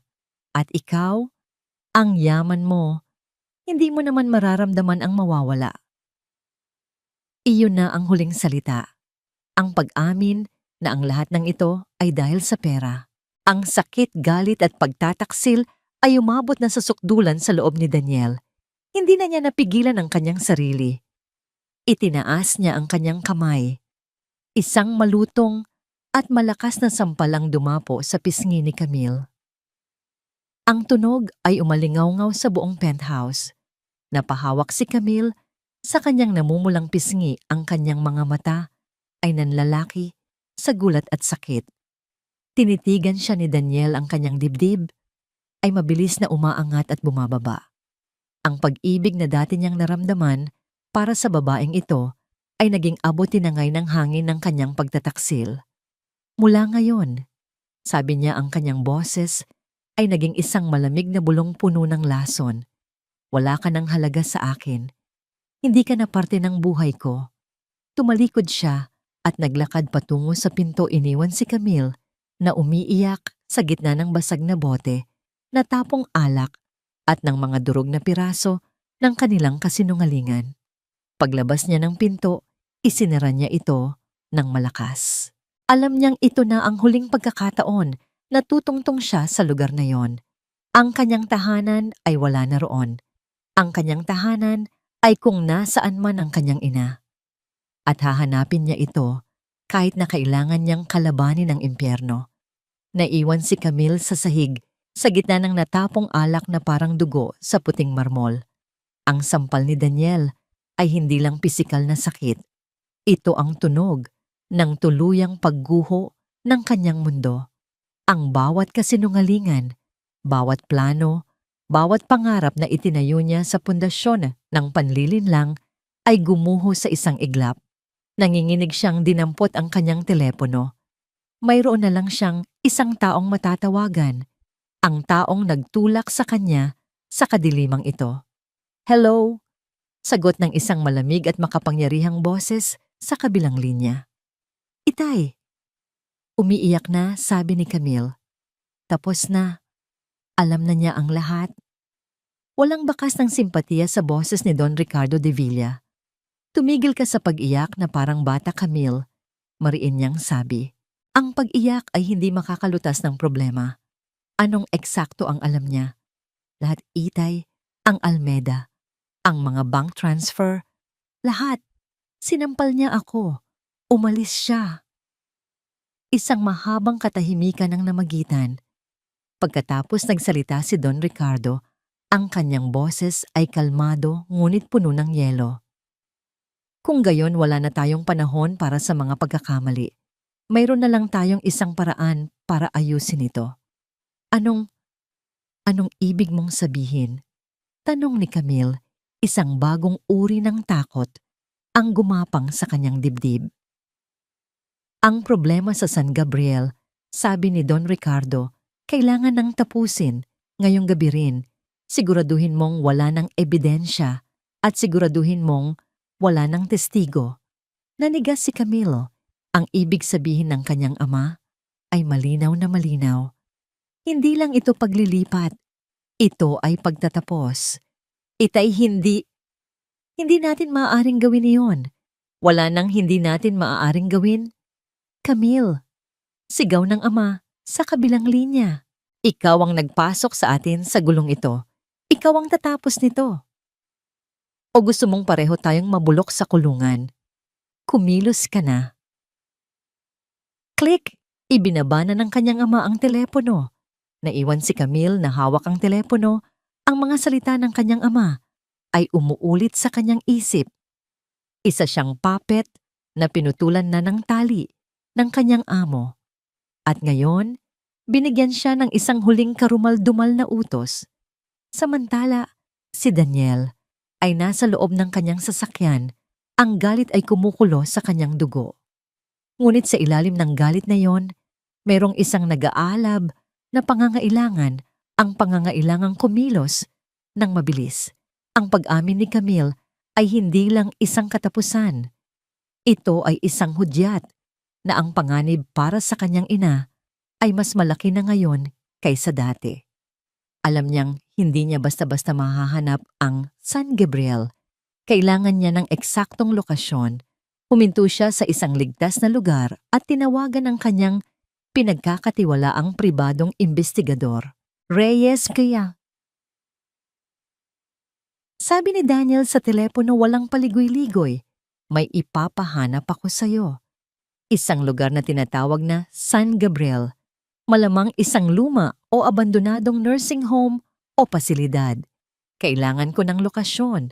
Ngayon din. Habang naghihintay, ang kanyang isip ay tumatakbo. Tiyak na tatawagan ni Camille ang kanyang mga kasabwat. Tiyak na may gagawin silang hakbang. Ilang minuto lang ang lumipas, tumunog ang telepono niya. "Boss!" sabi ng investigador. Nahanap ko na. Mayroong isang San Gabriel Retirement Haven, isang luma at halos abandonadong pasilidad sa liblib na bahagi ng Tagaytay. Matagal nang nababalitang may mga ilegal na gawain doon pero walang makapasok para mag-imbestiga. Tagaytay. Ang lamig ng lugar ay tila gumapang sa kanyang mga buto. May isa pa akong tip, boss. Dagdag ng investigador. Isang van ng Almeida Logistics ang namataang papaakyat din ngayon sa Tagaytay. Papunta sa direksyon ng pasilidad na yon. Isang malamig na kaba ang bumalot sa puso ni Daniel. Ang mga piraso ng puzzle ay nabuo sa isang nakakatakot na larawan. Hindi ito isang simpleng paglilipat. Ito ay isang misyon para burahin ang huling ebidensya ang kanyang ina. Salamat, sabi ni Daniel bago ibaba ang tawag. Wala nang oras para mag-isip. Kailangan na niyang kumilos. Ang kanyang susunod na tawag ay sa kanyang abogado. Attorney Morales, makinig kang mabuti. Sabi ni Daniel, ang kanyang boses ay matatag at puno ng awtoridad. Buhay ang nanay ko. Biktima siya ng kidnapping. Mayroon akong sapat na ebidensya para idiin sina Camille de Villa, Don Ricardo de Villa at Dr. Patricia Reyes. Gusto kong ihanda mo ang mga arrest warrant para sa kanila. Kidnapping, frustrated murder, lahat ng maikakaso mo. Ano, Daniel, sigurado ka ba? Gawin mo na lang, putol ni Daniel. At may isa pa akong kailangan. Makipag-ugnayan ka sa hepe ng pulisya. Sabihin mong mayroon akong impormasyon sa lokasyon ng isang high-profile kidnap victim. Pero sabihin mo sa kanila na mag-antay sa ibaba ng bundok sa Tagaytay. Huwag silang aakyat hanggat wala akong senyales. Ayokong magkaroon ng komosyon. Ang kaligtasan ng nanay ko ang una. Pagkatapos ng tawag, pinaharurot niya ang sasakyan. Ang kanyang destinasyon, ang maliit na apartment ni Mang Tomas. Pagdating niya roon, ang mukha ni Mang Tomas ay puno ng pag-aalala. Sa isang tingin pa lang sa determinasyon sa mukha ni Daniel, alam na ng matanda na may mangyayari. Senyorito, ano po ang nangyari? Nahanap ko na kung nasaan siya, Mang Tomas, sabi ni Daniel. Pero kailangan nating magmadali. Papunta na rin doon ang mga tauhan nila. Tumingin si Mang Tomas sa kanya, pagkatapos ay kay Nico na nakikinig sa isang sulok. Isang apoy ng katapatan ang nag-alab sa mga mata ng matandang driver. Ang katapatan sa babaeng nagsilbi sa kanya ng napakatagal. Kung gayon sasama po ako, senyorito, sabi ni Mang Tomas, walang pag-aalinlangan. Hindi ko po kayo hahayaang mag-isa. Sa unang pagkakataon sa araw na yon, isang bahagyang ngiti ang sumilay sa labi ni Daniel. Hindi siya nag-iisa sa labang ito. Habang papalabas sila, lumapit si Nico. Sama niyo po ako. Umiling si Daniel at lumuhod sa harap ng bata. Nico, ang ginawa mo ay higit pa sa sapat. Ikaw ang nagsimula ng lahat ng ito. Pero ang susunod na mangyayari ay mapanganib. Dito ka lang kasama si Aling Remedios. Sabi niya tinutukoy ang asawa ni Mang Tomas. Mas ligtas ka rito. Pangako babalik kami. At isasama na namin si nanay. Sa labas ang panahon ay biglang nagbago. Ang kalmadong gabi ay napalitan ng malakas na hangin at pag-ambon. Habang minamaneho ni Daniel ang sasakyan paakyat sa paikot-ikot na daan ng Tagaytay, ang ulan ay bumuhos ng malakas. Ang windshield wipers ay hirap na linisin ang salamin. Ang kadiliman sa labas ay tila nilalamon sila at ang bawat kidlat ay nagpapakita ng mga anino ng mga puno na parang mga kalansay. Si Mang Tomas, sa tabi niya, ay tahimik na nagdarasal. Mahigpit ang kapit sa rosaryong ibinigay ni Daniel sa kanya. Kailangan nating mauna sa kanila, Mang Tomas. Sabi ni Daniel, ang kanyang mga daliri ay maputi na sa higpit ng kapit sa manibela. Bawat segundong nasasayang ay isang segundong papalapit sila sa kanya. Ang karera laban sa kamatayan ay nagsimula na. Ang daan paakyat sa Tagaytay ay isang madilim at mapanlinlang na ahas. Ang malakas na buhos ng ulan ay ginawang ilog ang kalsada at ang makapal na hamog ay bumabalot sa paligid, nililimitahan ang kanilang paningin sa ilang metro lamang sa unahan. Bawat kurba ay isang panganib, ngunit si Daniel ay walang pakialam. Ang tanging nasa isip niya ay ang van ng Almeida Logistics na marahil ay nasa unahan lang nila. Pagdating nila sa isang tagong sangandaan na itinuro ng investigador, ipinasok ni Daniel ang sasakyan sa isang baku-bakong daan na halos hindi na makita dahil sa matataas na damo. Pagkatapos ng ilang minutong pag-usad, natanaw nila ito sa gitna ng kadiliman, isang malaking bakal na tarangkahan, kinakalawang at nababalot ng baging. Isang kupas na arko sa itaas nito ang may nakasulat San Gabriel Retirement Haven. Ang lugar ay mukhang inabandona na sa loob ng maraming dekada. Ang bakod ay may mga butas at ang tarangkahan ay nakakandado gamit ang isang makapal at kinakalawang na kadena. Walang duda ito ang lugar. Dito na tayo, sabi ni Daniel. Pinatay ang makina at ang mga ilaw ng kotse. Sa katahimikan ang tanging maririnig ay ang malakas na patak ng ulan sa bubong at ang ugong ng hangin. Wala ang van bulong ni Mang Tomas. Ang kanyang boses ay puno ng kaba. Nauna ba tayo? Sana, sagot ni Daniel. Walang oras para mag-aksaya. Lumabas sila ng kotse agad na binasa ng ulan, gamit ang isang maliit.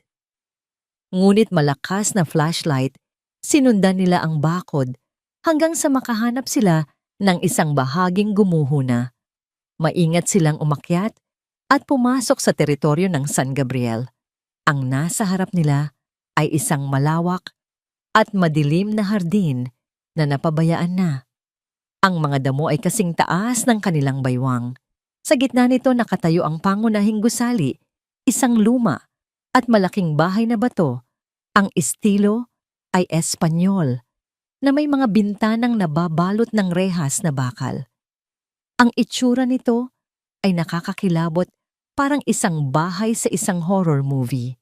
Senyorito, parang walang tao, sabi ni Mang Tomas, nanginginig sa ginawa't takot. Mas mabuti, sagot ni Daniel. Huwag kang gagawa ng ingay. Dahan-dahan silang naglakad palapit sa gusali. Ang kanilang mga sapatos ay lumulubog sa malambot na lupa.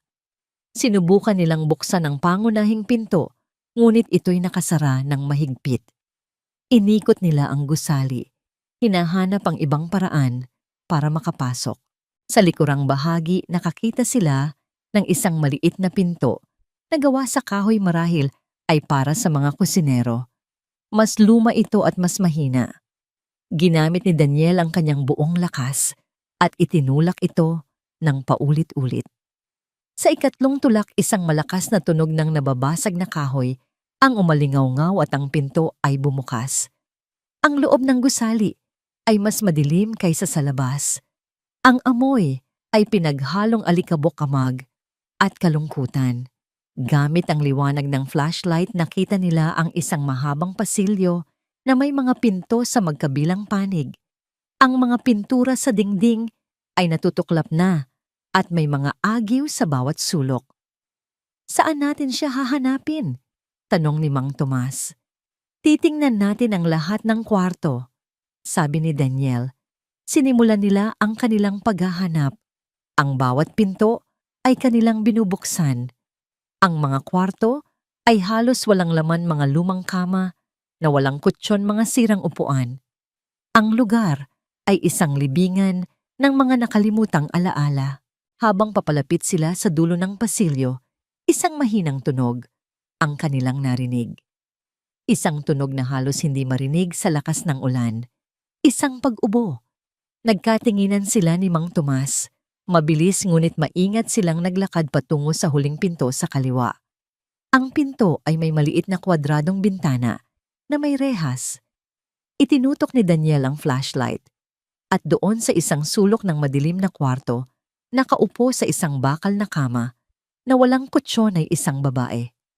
Payat na payat ang kanyang buhok ay magulo at nakasuot siya ng isang maruming damit. Ngunit kahit sa anino, sa kabila ng kanyang kaawa-awang kalagayan, nakilala siya ni Daniel, ang kanyang ina. Mama ko, Isang salita lang ang lumabas sa kanyang bibig, isang bulong na puno ng sakit at pag-ibig. Sinubukan niyang buksan ang pinto, ngunit ito'y nakakandado mula sa labas. Ginamit ni Daniel ang kanyang balikat at buong lakas na sinugod ang pinto. Sa ikalawang pagsubok sumuko ang lumang kandado at bumukas ang pinto na may malakas na kalabog. Itinutok ni Doktora Aurora ang kanyang ulo. Sa una ang kanyang mga mata ay nanlalabo hindi makapaniwala sa liwanag. Pagkatapos, dahan-dahan, nakilala niya ang muka sa likod ng flashlight. Daniel. Ang kanyang boses ay mahina, halos isang hangin lang. Anak ko. Tumakbo si Daniel palapit sa kanya at lumuhod. Hinawakan niya ang malamig at payat nitong mga kamay. Ang mga luha ay malayang dumaloy sa kanyang mga pisngi, humahalos sa patak ng ulan mula sa kanyang buhok. Nandito na ako, Ma. Nandito na ako. Paulit-ulit niyang sabi habang hinahalikan ang mga kamay nito. Alam kong darating ka. Sabi ni Dr. Aurora, isang maliit na ngiti ang sumilay sa kanyang mga labi. Alam ko? Si Mang Tomas ay nakatayo sa may pintuan tahimik na umiiyak habang pinapanood ang muling pagkikita. Kailangan na nating umalis dito, sabi ni Daniel, tinutulungan ang kanyang ina na tumayo. Napakagaan nito, parang isang ibon. Inalalayan niya ito at dahan-dahan silang lumabas ng kwarto. Habang nasa kalagitnaan sila ng pasilyo, isang malakas na ingay ang biglang pumutol sa kanilang sandali. Ang tunog ng isang sasakyan na huminto sa harap ng gusali. Pagkatapos, ang malakas na pagbukas ng pinto. Sila na iyon. Diyos ko, senyorito. Nanginginig na, sabi ni Mang Tomas. Dalian ninyo at kautos ni Daniel. Mabilis silang naglakad patungo sa pinto sa likuran kung saan sila pumasok. Ngunit huli na. Pagdating nila sa dulo ng pasilyo, bumukas ang pangunahing pinto sa harap. 3 anino ang pumasok mula sa ulan. 2 malalaking lalaki at sa gitna nila, si Camille. Basang-basa ang kanyang damit at ang kanyang perpektong ayos ay wala na. Ang kanyang mukha ay hindi na nagpapakita ng pagkukunwari, kundi ng purong desperasyon at galit. Nang makita niya si Daniel kasama si Dr. Aurora, isang masamang ngiti ang gumuhit sa kanyang mga labi. Look what we have here. Sabi ni Camille, ang kanyang boses ay matinis at puno ng lason. Isang family reunion, ang ganda namang pagmasdan. Hinarangan nila ang kanilang daan, walang labasan. Tapusin mo na to, Camille, sabi ni Daniel, inilagay ang kanyang ina sa likuran niya habang si Mang Tomas ay pumuwesto para protektahan din ito. Sumuko ka na lang. Tumawa si Camille, isang tawang nakakakilabot. Sumuko, Daniel, mahal, ngayon pa lang nagsisimula ang lahat. Gabi na ng pagtatapos. Sumenya siya sa 2 lalaki. Tapos na ang paghihintay. Kailangan nang magpahinga ng payapa ng matanda. Subukan ninyo. Hamon ni Daniel, ang kanyang mga kamay ay naikuyom. Ang 2 lalaki ay dahan-dahang lumapit. Walang salita, sumugod ang una. Mabilis na umilag si Daniel at sinuntok ito sa tagiliran. Nagsimula ang isang marahas na laban sa loob ng madilim na pasilyo. Si Daniel, kahit nag-iisa, ay lumaban ng buong tapang, pinalakas ng adrenaline at ng pagmamahal sa inang nasa likuran niya. Ngunit 2 sila laban sa isa. Habang abala siya sa isa, ang isa naman ay sinubukang sunggaban si Dr. Aurora. Ngunit humarang si Mang Tomas gamit ang kanyang matandang katawan bilang panangga. Itinulak siya ng lalaki at bumagsak ang matanda sa sahig. Mang Tomas. Sigaw ni Daniel. Ang paglingon na yon ay isang pagkakamali. Isang malakas na suntok ang tumama sa kanyang panga at nahilo siya. Wala ka nang magagawa, Daniel. Sigaw ni Camille, tila nasisiyahan sa panunood. Katapusan mo na. Katapusan niyong lahat. Habang nakikipagbuno si Daniel sa sahig sa isa sa mga lalaki, ang isa naman ay dahan-dahang lumapit kay Dr. Aurora. May dinukot mula sa kanyang bulsa isang heringgilya na may lamang madilim na likido. Nang biglang, wiwu-wiwu, Isang malakas na tunog ng sirena ang biglang pumunit sa katahimikan ng gabi.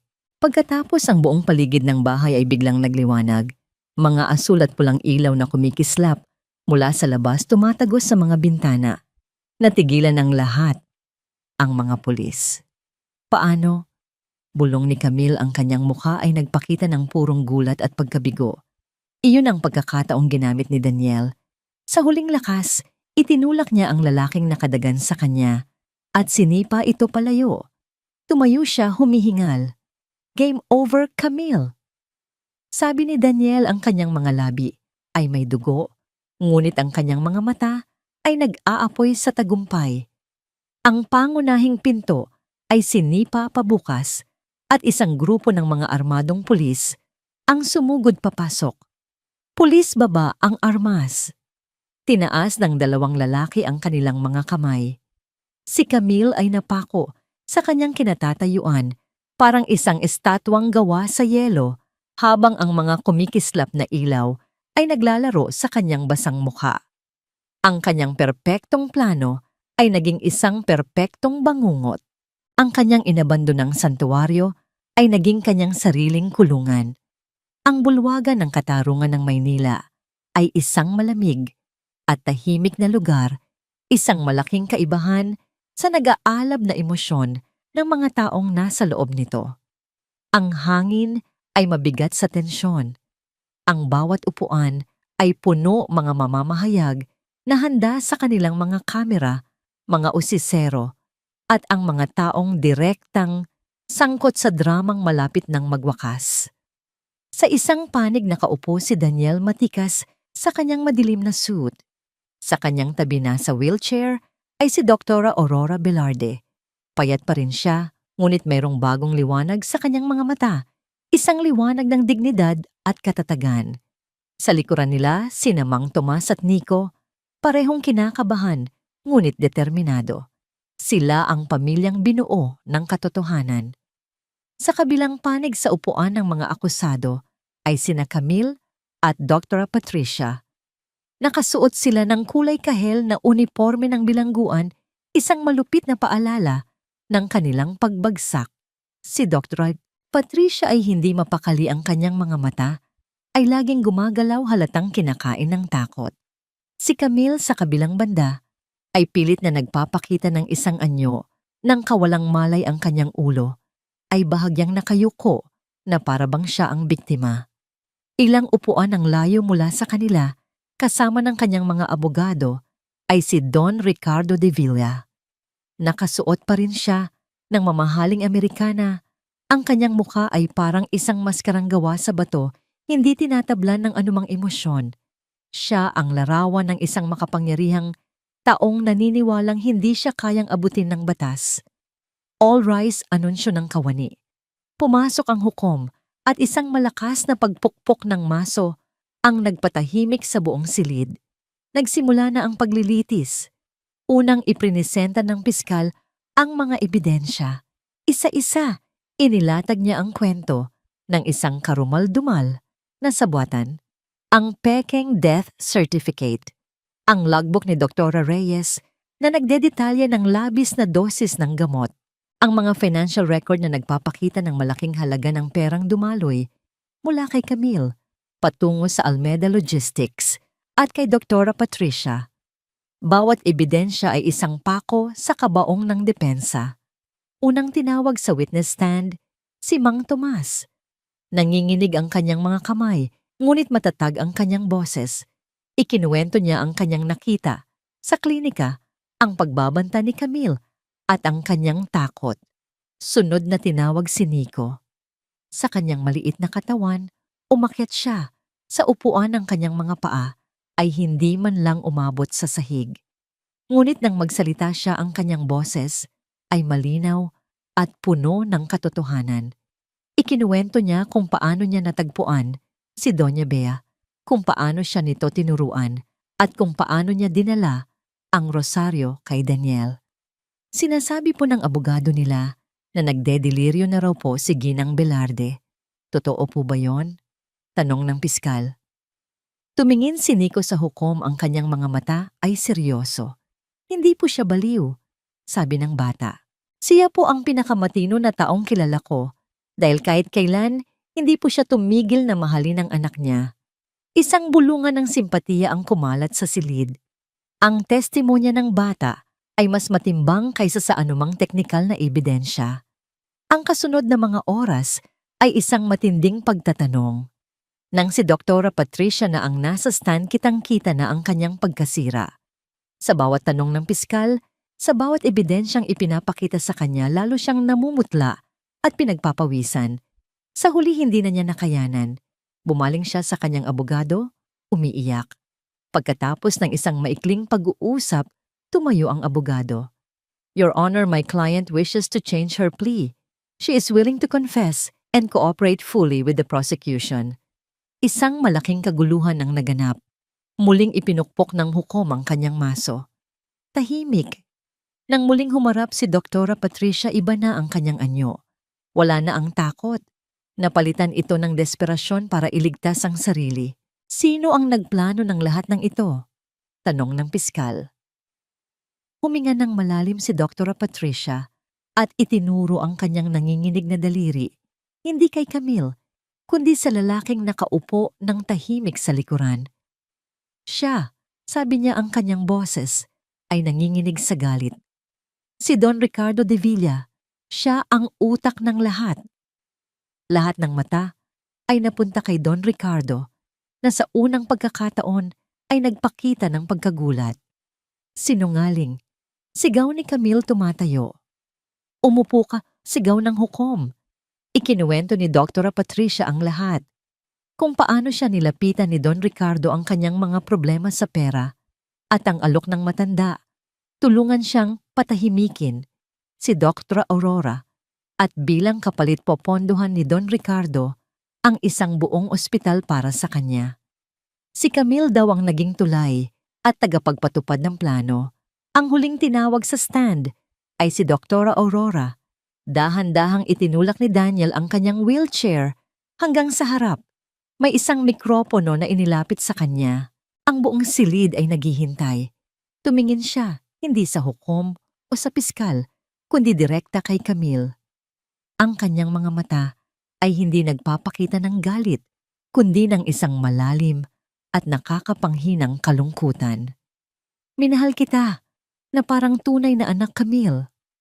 Sabi niya, ang kanyang boses ay mahina, ngunit malinaw naririnig sa bawat sulok ng tahimik na silid. Ipinagkatiwala ko sa iyo ang pinakamahalaga sa akin, ang anak ko. Bakit? Ang simpleng tanong na yon na puno ng bigat ng isang nasirang pagtitiwala ang siyang tuluyang sumira kay Camille. Bigla siyang tumayo, ang kanyang mukha ay puno ng luha at galit. Wala na ang pagkukunwari, wala na ang kontrol. Kasalanan niya ito. Sigaw niya habang itinuturo ang kanyang ama. Kasalanan mo ito. Lahat, Itay, ikaw ang nagsabi na pabigat siya. Ikaw ang nagsabi na kailangan nating gawin ito para mailigtas ang pangalan ng pamilya. Ikaw ang sumira sa buhay ko. Ang buong korte ay natigilan. Ang engrandeng pagbubunyag. Ang anak na mismo ang nagdiin sa kanyang ama. Si Don Ricardo ay napako sa kanyang upuan, ang kanyang maskara ay tuluyan ng nabasag. Inilalabas ang isang talunang matanda. Hindi na nagtagal ang paglilitis pagkatapos noon. Ang hatol ay mabilis at iisa guilty. Para sa krimen ng kidnapping, frustrated murder at conspiracy. Anunsyo ng hukom ang kanyang boses ay parang bakal. Sina Don Ricardo de Villa at Camille de Villa ay hinahatulan ng habambuhay na pagkabilanggo ng walang posibilidad ng parole. Si Dr. Patricia, dahil sa kanyang kooperasyon, ay nakatanggap ng mas mababang sentensya. Sa pagdinig ng hatol, tuluyang bumagsak si Camille sa sahig. Humahagulgol, paulit-ulit na sinisigaw ang pangalan ni Daniel, humihingi ng tawad. Si Don Ricardo naman ay tahimik lang na tumayo, ang kanyang muka ay blangko habang pinoposasan ng mga pulis. Tiningnan sila ni Daniel. Sa huling pagkakataon, hindi galit, hindi rin saya, kundi isang malalim na awa para sa mga kaluluwang nilamon ng sarili nilang kasakiman. Tumalikod siya at dahan-dahang itinulak ang wheelchair ng kanyang ina palabas ng silid palayo sa nakaraan. Habang kinakaladkad si Camille palabas ng mga gwardiya, nagtama ang kanilang mga mata. Ang mga mata ni Camille ay hindi na puno ng galit o pagsisisi. Ang mga ito ay blanko, walang laman. Ang mga mata ng isang taong nawalan na ng lahat pati na ng kanyang kaluluwa. Paglabas nila ng bulwagan, sumalubong sa kanila ang liwanag ng mga flash ng kamera at ang sigawan ng mga tao. Ngunit para kay Daniel, ang tanging mahalaga ay ang bigat ng kamay ng kanyang ina na nakapatong sa kanyang braso. Nagawa na ng batas ang kanyang trabaho, ngayon oras na para simulan nila ang paghilom. Lumipas ang 6 na buwan. Ang ingay ng iskandalo ay unti-unti nang humupa, napalitan ng mga bagong balita, ng mga bagong drama sa syudad. Ngunit para sa pamilya Velarde, ang 6 na buwan na iyon ay hindi panahon ng paglimot, kundi ng muling pagtatayo. Ang luma at halos abandonadong bahay ng mga Velarde, ang tahanan kung saan lumaki si Daniel at unang natutong tumugtog ng piano, ang kanyang ina, ay dumaan sa isang malaking pagbabago. Hindi ito isang simpleng renobasyon, ito ay isang muling pagsilang. Ang mga pader na dati kupas at puno ng alikabok ay pininturahan ng puti at kremang kulay. Ang mga bintanang dati sarado ay binuksang malalapad, hinahayaang pumasok ang sikat ng araw. At ang hardin na dati pinamumugaran ng mga ligaw na damo ay isa na ngayong makulay na paraiso, puno ng mga rosas, sampagita at mga batang naghahabulan. Ang lumang mansyon ay isa na ngayong pundasyon, ang Bahay Liwanag Aurora, isang libreng paaralan ng musika at sining at isang ligtas na kanlungan para sa mga batang lansangan na katulad ni Nico. Sa araw ng formal na pagbubukas, ang buong lugar ay puno ng buhay. Ang hangin ay may halong amoy ng mga bagong pitas na bulaklak at ng masasarap na pagkaing inihanda para sa mga bisita. May mga benefactor, mga kapitbahay at higit sa lahat, may 12-dosenang mga bata. Ang kanilang mga mukha ay puno ng kagalakan at pag-asa. Si Dr. Aurora, kahit na kailangan pa rin ng tulong mula sa isang eleganteng tungkod na kahoy, ay abalang-abala. Siya ang reyna ng kanyang kaharian, nagbibigay ng mga utos sa malumanay, ngunit may awtoridad na boses, tinitiyak na ang lahat ay perpekto. Ang dating lungkot sa kanyang mga mata ay tuluyan ng napalitan ng isang ningning, ang ningning ng isang taong nakahanap ng bagong layunin. Si Nico naman ay hindi na ang mahiyain at marungis na bata na sumugod sa isang magarbong pagtitipon. Siya ngayon ay isang malusog at masayahing bata, kumpiyansa sa kanyang sarili. Suot ang isang maliit na barong, tumatakbo siya kung saan-saan, tinutulungan ang mga mas batang miyembro na itune ang kanilang mga violin at gitara. Siya ang naging kuya ng lahat, ang buhay na patunay na mayroong pangalawang pagkakataon. At si Daniel, nakatayo siya sa isang sulok, pinapanood ang lahat. Ang kanyang mamahaling suit ay napalitan na ng isang simpleng linen shirt. Wala na ang malamig at kalkuladong anyo ng isang CEO. Sa halip, ang kanyang mukha ay kalmado at isang tunay na ngiti ang laging nasa kanyang mga labi. Ang mga papeles para sa legal na pag-ampon kay Nico ay napirmahan na. Opisyal na siyang si Nicolas Nico Velarde, isang ama. Oras na, anak. Sabi ni Dr. Aurora, marahang tinapik ang kanyang braso. Tumango si Daniel at umakyat sa maliit na entabladong inihanda sa gitna ng hardin. Kinuha niya ang mikropono at isang tahimik na pag-asam ang bumalot sa lahat. Magandang hapon po sa inyong lahat. Simula niya. Ilang buwan na ang nakalipas, ang buhay ko ay puno ng mga bagay, mamahaling kotse, malaking bahay, mga importanteng pagpupulong. Puno ng mga bagay pero walang laman. Tumingin siya sa direksyon ni Nico at ng kanyang ina. Ngunit isang matapang na bata at isang lumang rosaryo ang nagturo sa akin ng tunay na kahulugan ng yaman. ang pagmamahal, katotohanan at pag-asa. Ang bahay na ito, itinuro niya ang paligid ay isang testamento na ang kadiliman ay hindi kailanman mananalo laban sa liwanag hanggat tayo ay nagkakaisa para sindihan ito. Isang masigabong palakpakan ang sumunod. Pagkatapos ng kanyang talumpati, ang pinakahihintay na sandali ay dumating na. Umupo si Doktora Aurora sa harap ng grand piano na nasa gitna ng entablado, ang parehong piano na naging tahimik na saksi sa kanyang kalungkutan at muling pagkabuhay.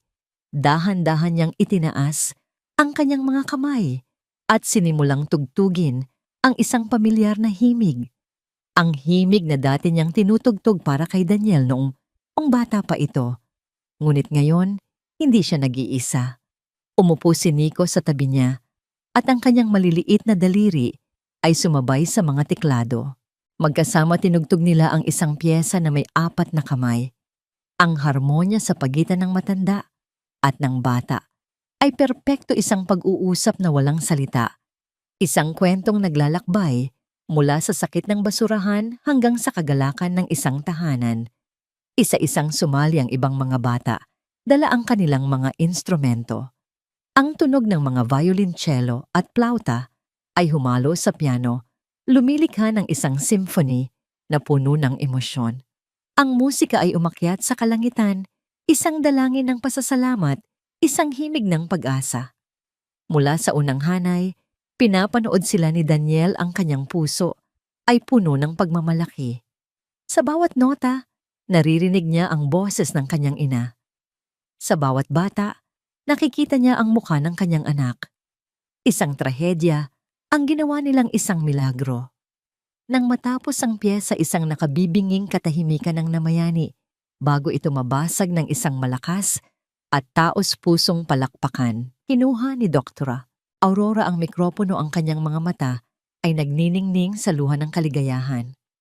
Ang awit na yan ay pinamagatan naming ang muling pagtatagpo.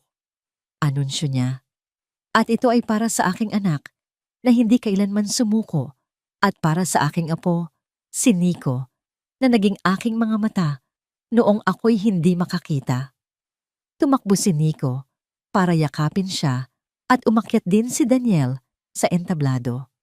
Sa harap ng lahat, nagyakap silang tatlo, isang larawan ng isang pamilyang binuo ng pagsubok at pinagtibay ng paggigining pag-ibig.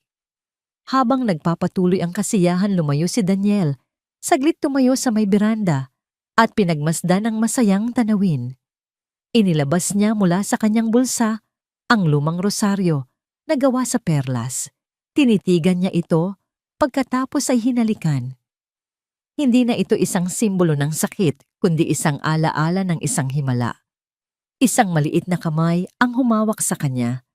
Si Nico pawisan at masaya. Nakita mo ba pa, wala akong maling nota? Sigaw ng bata, puno ng pagmamalaki. Ang salitang papa ay lumabas ng natural sa kanyang bibig sa unang pagkakataon sa publiko. Isang mainit na kuryente ang dumaloy sa puso ni Daniel. Lumuhod siya at niyakap ng mahigpit ang kanyang anak. Narinig ko, anak. Perpekto ka. Isa kang maestro. Bulong niya. Ang salitang yon, ang tawag na yon ay mas mahalaga pa kaysa sa lahat ng yaman ng Velarde Corporation. Lumapit si Dr. Aurora, inilagay ang isang kamay sa balikat ng kanyang anak. Masaya ka ba, Daniel? Tanong niya. Tumingin si Daniel sa kanyang ina, sa kanyang anak, sa bahay na puno ng musika at tawanan. Higit pa sa inaakala ko, ma. Sagot niya, puno ng katapatan. Ngumiti ang kanyang ina. Kung gayon, tapos na ang trabaho ko rito. Ngayon, ikaw na ang bahalang panatilihing tumutugtog ang musika. Tumango si Daniel. Ang bahay liwanag Aurora ay kumikinang sa dilim ng gabi, isang parola sa syudad. Alam niyang may mga pagsubok pang darating na ang buhay ay hindi isang kwentong pambata. Ngunit alam din niya na hanggat magkakasama sila, kaya nilang harapin ang kahit ano. Ang musika ay patuloy na tumutugtog, isang walang hanggang himig ng pag-ibig pamilya. At pagtubos, isang himig na hindi na kailanman mapapatahimik. At doon sa gitna ng lahat ng mayroon siya sa wakas, ay natuklasan ng bilyonaryo na dati inakalang nasa kanya na ang lahat na ngayon pa lamang tunay na nasa kanya na ang lahat.